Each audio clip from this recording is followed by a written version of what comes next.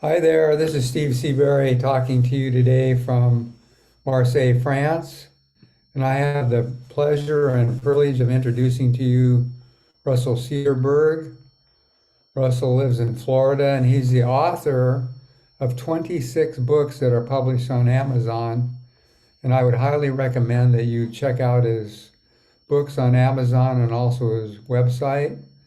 So, Russell, today, what are you talking about? Well, today we're going to discuss what it means to be a disciple, what that looks like, what it means to be a follower of Christ. And it's a really complicated subject. Um, it's a book, it's two books, it's five books, it's the Bible. So we're going to, I'm going to let's try to hold it down to 20 or 30 minutes so we don't Sure. burn people out. But that's a topic that's really dear to me. So the discussion almost has to start with John 13. Um, uh, Jesus has the disciples there at the Last Supper, and he uses a particular word in this particular passage that he doesn't use any other time. It's the Greek word entole. It's Strong's number 1785, and he uses it a couple of times to describe the law. It's a law or a command. But this is the only time, this context is the only context where he actually commands them to do something. I command you to do this.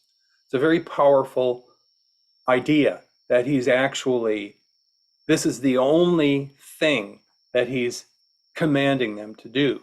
And so it's John 13, 34 and 35, a new command I give you, love one another. As I have loved you, so you must love one another. By this, everyone will know that you are my disciples if you love one another. So it's not only a command, it's like a logo, it's a brand name. People know that you're wearing Nike shoes because of the swoop on it. People know that we are disciples of Christ because we love each other. And that sort of, for me, it stirs up the question, well, what is a Christian? What is a disciple of Christ? And so the thing I go back to is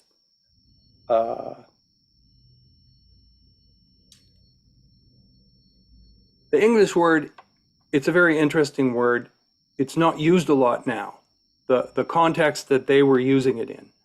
We don't build disciples now. We aren't disciples of anyone. We generally belong to things in the Western culture. Are We you don't talking follow about anyone. church membership or what are Church you? membership, or we don't consider ourselves a disciple of someone. It's not a common thing in our culture. It's a very common thing in the old Hebrew culture. It's common in old cultures to be mentored by somebody, or to be if you learned how to be a carpenter, you were taught how to be a carpenter by a carpenter, and you hung Right. out with them. And in Swedish culture, anyways, they would change a young man would change his name to the last name of the carpenter that he was trained by, Oh, to signify that he was a carpenter like that old master was. mm, That's how fundamental it was. We don't have that. Um, so I'm reminded of the passage in John 6 where Jesus says, eat my flesh and drink my blood. If you want to be my disciple, you have to eat my flesh and drink my blood. I was going to read it, but I'm not, because the context of that story is, he had just fed the 5,000, then they came across the lake, and then the people followed him. And Jesus discerned that the people, thousands of people are following him, that really the only thing these people wanted was a free meal. And he even right. said it to them. Kind of Well, cold. Yeah. every this, as you know, I'm in a healing protocol now, and part of my protocol is to take communion every morning because I believe that the healing presence of Jesus is in the celebration of communion or the Eucharist. And so I'll read this verse and then I'll describe it, because this to me denotes discipleship and being a follower of Jesus. Verse 57 of John 6. Just as the living Father sent me and I live through because of the Father, even so, whoever continues to feed on me, whoever takes me for his food and is nourished by me, shall in turn live because of me. So the word is, whoever takes me for his food and nourished by me. That denotes a true follower of Jesus, one who is nourished by him. I say that to him every day, and consequently, I receive my spiritual nourishment from him daily. And we have a number of people we mentor in the nations, and we teach them this, that your whole life is centered in Jesus and nothing else. Right. And I'm reminded now of that verse, you're being transformed into the likeness of Christ daily. Right. It doesn't indicate membership. It doesn't indicate a list of rules and regulations that you follow. Membership, there's nothing wrong with it. It's fine. It's fine to be a member of anything. It's fine to be a member of a church or a health club, or those things are fine. They're not bad in them intrinsically. But to be a disciple of Christ is to so consume him that you become him. Right. It's no longer I who live, but That's Christ who lives in me. Yeah. I don't live anymore. My life is centered on him. And Right. everything I do flows out of my relationship with him and is the motivation of my life. Right. So to be a disciple of Christ, I think the disciples understood this because, follow me. Jesus says a simple thing. They drop everything. Right. They drop their businesses. They put their families on the sideline, and they follow him throughout the countryside, watching him, living with him, doing exactly what he's doing, practicing what he does, because he sent them out on mission trips in groups of two. Just do what I do. Just go out there and do what I do. I give you authority. That's what it means to be a disciple. And oftentimes we are searching for, human beings were created for relationship. And so we're searching for that garden experience. We're searching for relationship in our life, in our heart. This is what we were made for. It's the only thing that brings satisfaction to us, that brings fulfillment to us, that gives our life meaning. But we're trying to cram things into that space. We're trying to cram jobs and all relationships and entertainment and all kinds of things into that space that's supposed to be occupied by relationship. And so I'm going to read a little bit further on in John 15. This is a really good passage. Starting with verse 9 of John 15, as the Father has loved me, so have I loved you. Now remain in my love. If you keep my commands, you will remain in my love, just as I have kept my Father's commands and remain in his love. I have told you this so that my joy may be in you and that your joy may be complete. It's so important.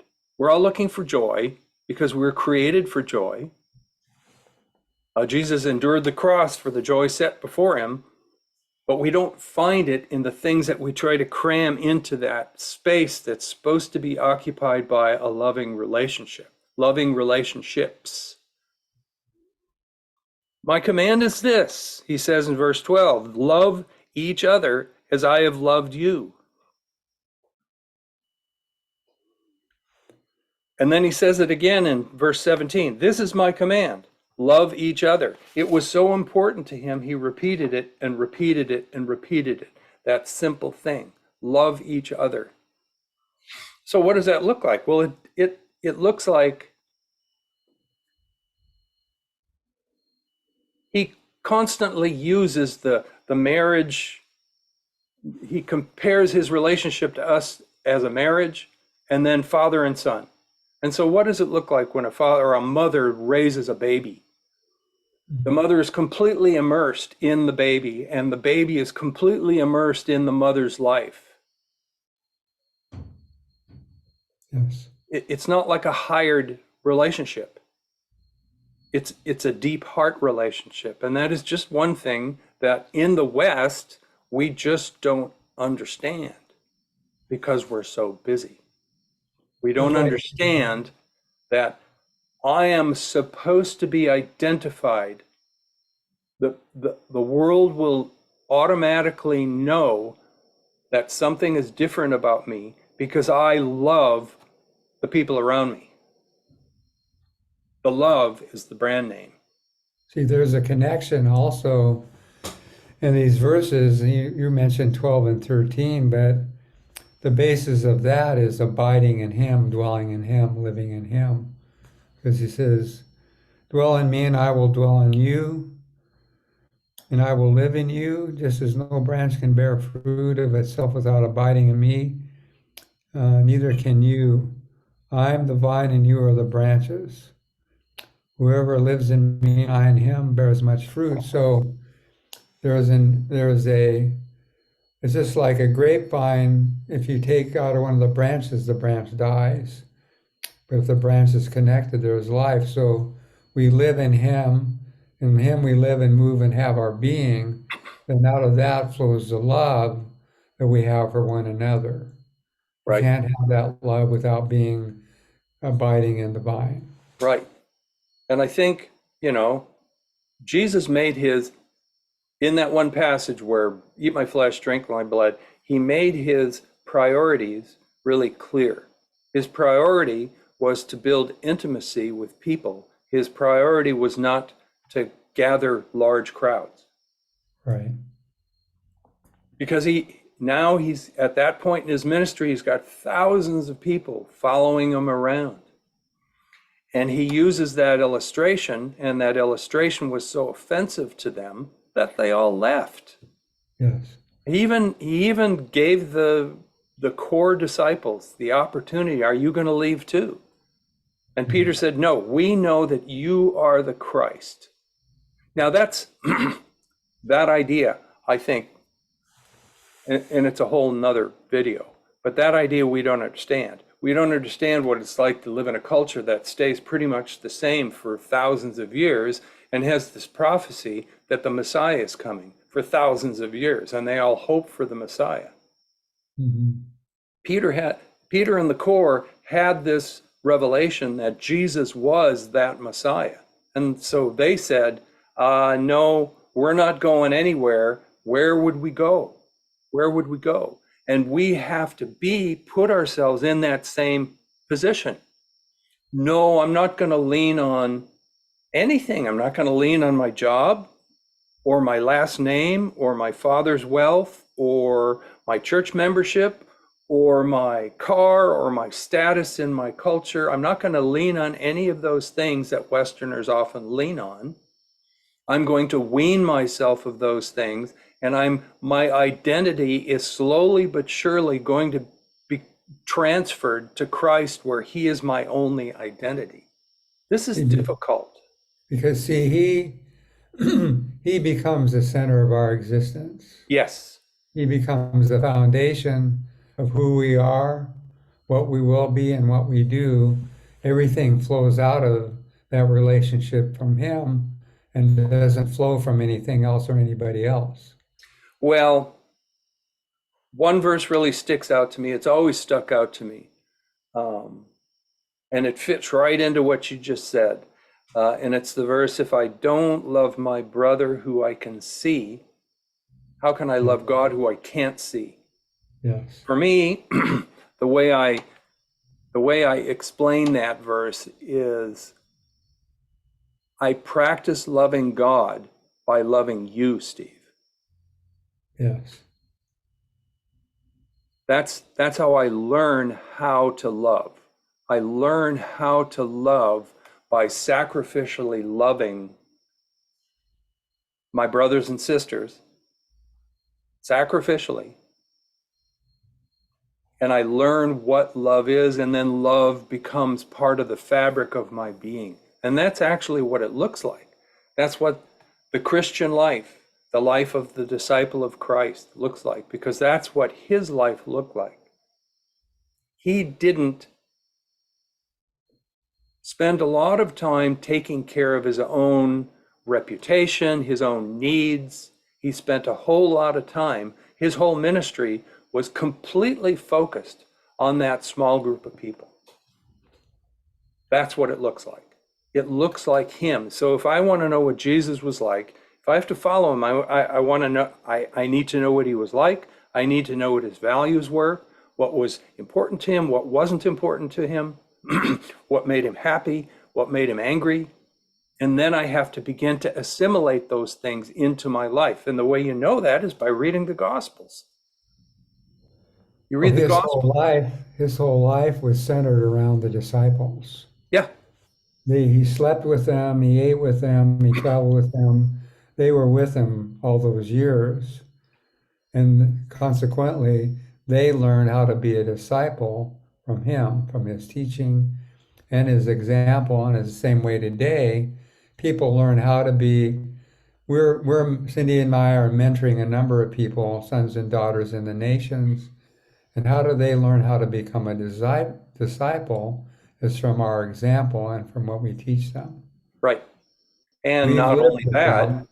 they learn Yeah, how to be a discipler.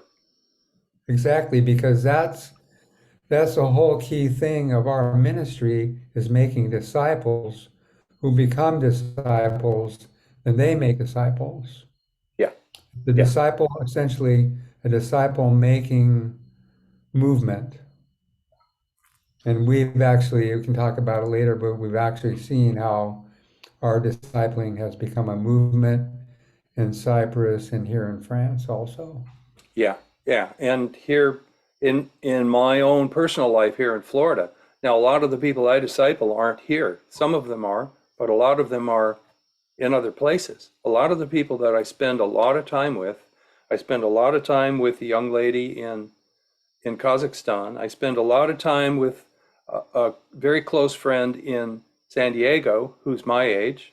Um, these relationships that sometimes happen on Zoom, sometimes happen on the phone or on text messages, or it takes a lot of time and it takes sacrifice.